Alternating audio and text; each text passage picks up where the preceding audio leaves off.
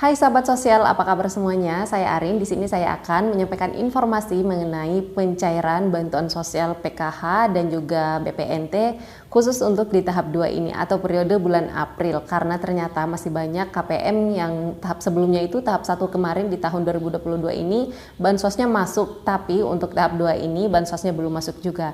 Dan dia mendengarkan isu-isu bahwa katanya untuk penyaluran PKH dan BPNT ini sudah ditutup, sehingga dia putus harapan untuk bisa mendapatkan bansos lagi.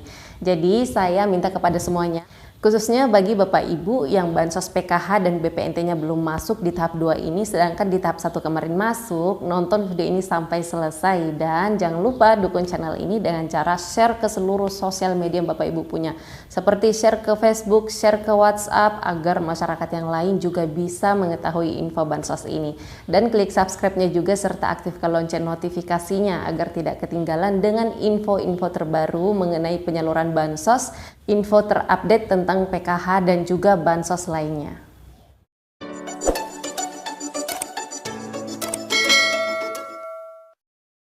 Jadi untuk penyaluran bansos PKH itu ada kuotanya, yaitu sebesar 10 juta KPM di seluruh Indonesia. Dan data KPM itu keluar dari pusat itu bertahap, atau bansosnya disalurkan dari pusat turun ke rekening KPM masing-masing itu bertahap atau terbagi menjadi beberapa termin namanya. Dan untuk yang tahap 2 ini sendiri itu kemarin baru keluar sampai termin 2 yang sudah diterima oleh para KPM di bulan April atau di awal-awal puasa kemarin. Tapi kabar baiknya di hari ini itu sudah mulai keluar lagi untuk termin 3 dan termin 4-nya. Nah, mengenai apakah berikutnya masih akan ada termin lagi atau enggak, atau sudah ditutup untuk penyaluran bansos PKH ini, jawabannya adalah menurut informasi yang saya dapat itu belum mencukupi kuotanya, yaitu 10 juta KPM di seluruh Indonesia. Jadi sudah pasti masih akan ada lagi termin berikutnya yang akan menyusul, dan kabar baiknya per hari ini itu termin 3 dan termin 4 sudah mulai masuk juga. Jadi buat KPM yang tahap 1 kemarin dapat bansos PKH, datanya aktif, datanya semuanya valid, padan, siap-siap aja diinformasikan oleh pendamping sosialnya. Tapi sekali lagi jangan terburu-buru untuk datang ke ATM atau ke agen untuk ngecek KKS-nya. Sabar aja, tunggu aja informasi terlebih dahulu dari pendamping sosialnya.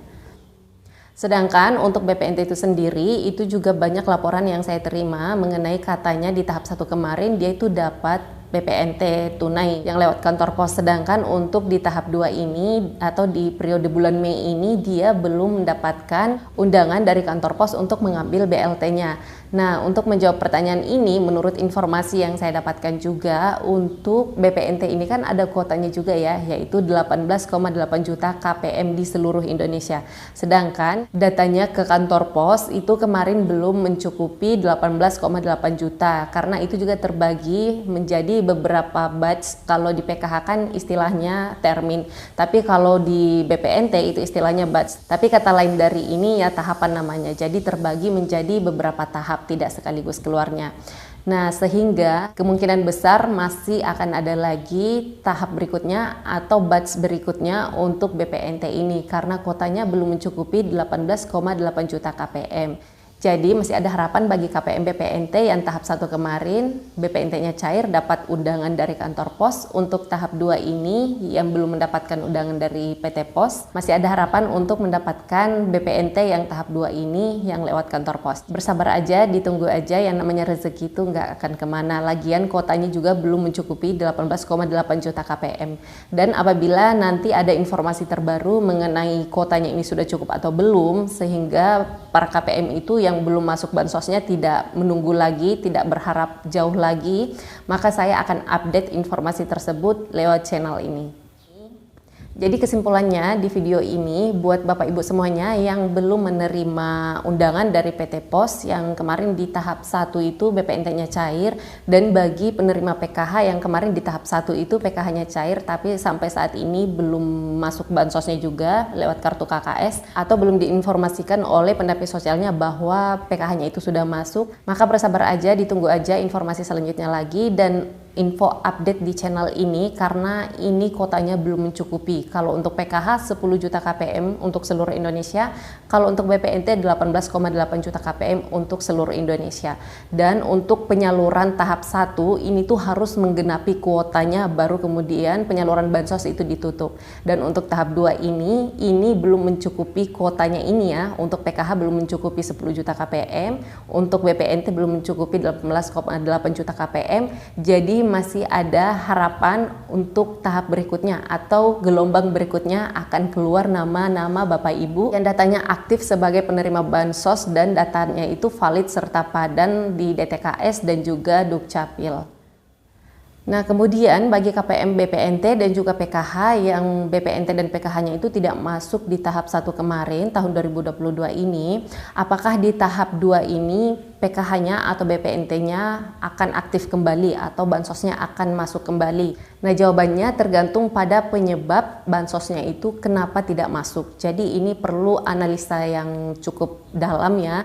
Nah, makanya sebenarnya untuk mencarikan solusinya yaitu Bapak Ibu langsung berkonsultasi oleh pendamping sosialnya masing-masing mengenai permasalahan yang dialami.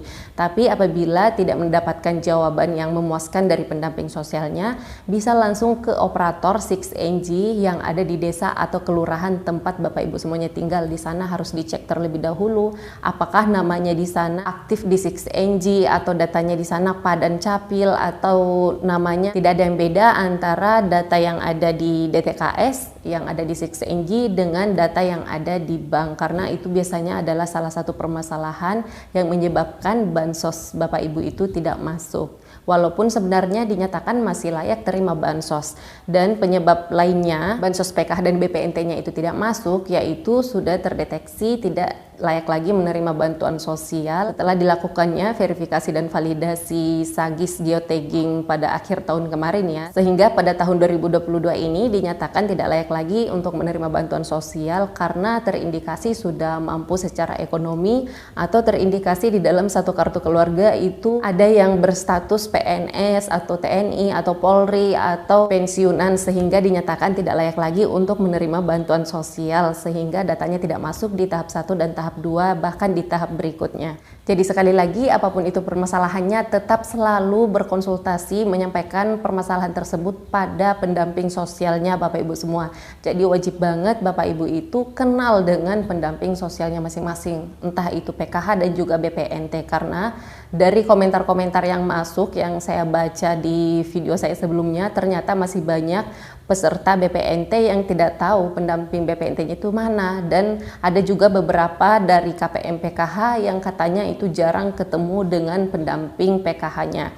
Nah, kalaupun memang Bapak Ibu itu masih baru menjadi peserta PKH atau BPNT, setidaknya Bapak Ibu itu memiliki kontaknya untuk pendamping PKH-nya atau pendamping BPNT-nya. Sehingga apabila ada permasalahan data misalnya atau ingin menanyakan hal-hal mengenai bantuan sosial, langkah yang pertama kali yang harus Bapak Ibu lakukan adalah tanya langsung ke pendamping sosialnya masing-masing. Karena salah satu tugas pendamping sosial itu adalah menerima pengaduan dari permasalahan-permasalahan yang dialami oleh KPM dampingannya masing-masing dan memberikan solusi terbaik sesuai dengan tupoksinya.